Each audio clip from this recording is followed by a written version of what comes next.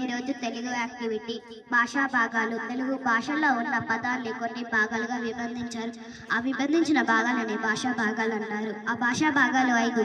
అవి సర్వనామం, విశేషణం, క్రియ, అవ్యయం. ఒకరోజు ఈ 5 భాషా భాగాలు ఒక దగ్గర కూర్చొని ఉన్నారు. వాళ్ళు మాట్లాడుకుంటున్నారు. ఆ మాటల్లో మాట పెరిగిపోయి ఈ 5 భాషా భాగాల మధ్య చిన్న గొడవ ప్రారంభమైంది. అప్పుడు అనుకుంటున్నాయంట, సరే ఇప్పుడు ఎవరి గురించి వాళ్ళని చెప్పుకుందాం, ఎవరి గొప్ప అనేది తెలుస్తుంది. అప్పుడు పేరు నామవాచకం. నేను భాషా భాగంలోని మొదటి దాన్ని. నా పేరులోనే నా ప్రత్యేకత తెలుస్తుంది. నేను పేరుని తెలియజేసే పదాన్ని కాబట్టి నేనే గొప్ప.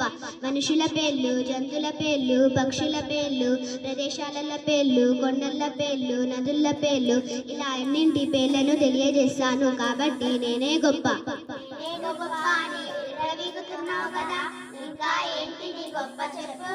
నేను పేరు తెలియజేసే పదాన్ని కాదు. జాతినామవాచకం, గుణనామవాచకం, సంఖ్యానామవాచకం, క్రియానామవాచకం, ద్రవ్యనామవాచకాలన్నీ నేను 6 రకాలు.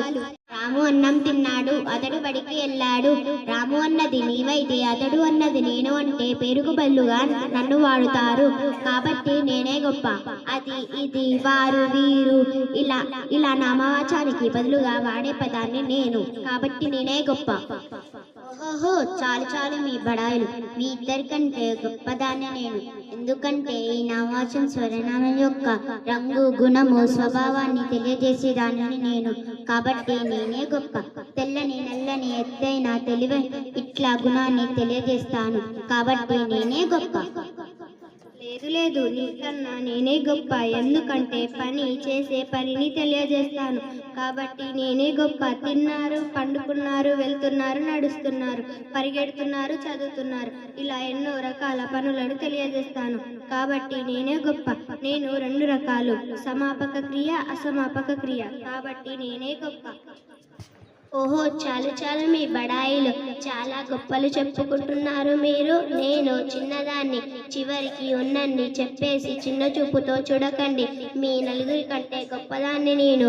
ఎందుకంటే లింగ, వచన, విభక్తుల సంబంధంతో ప్రమేయం లేనటువంటి దాన్ని, మార్పు చెందినటువంటి దాన్ని నేను. అయ్యో, అహో, ఓహో, అలాగా, ఇలాగా, ఇక్కడ, అక్కడ, అయ్యారే, అయ్యయ్యారే ఇలా రకరకాలుగా వాడుతారు కాబట్టి మీ అందరికంటే నేనే గొప్ప. నేను కూడా 3 రకాలు. 1 ప్రతిపదోక్తులు, 2 లాక్షణాలు, 3 సముచ్చయాలు కాబట్టి నేనే గొప్ప.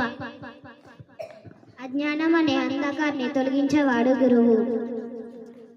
మీలో ఎవరు ఎక్కువ కాదు, ఎవరు తక్కువ కాదు.